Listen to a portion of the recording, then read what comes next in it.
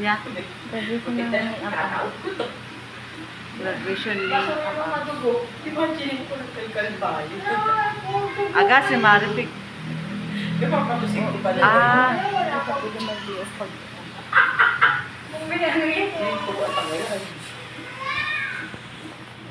ito na yung pamangkin kong bagong silang.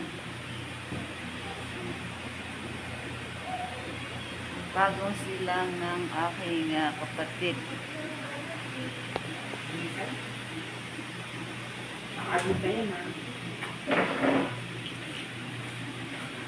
Hello.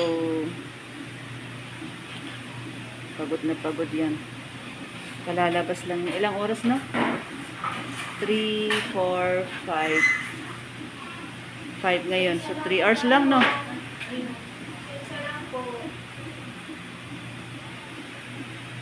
Bakit?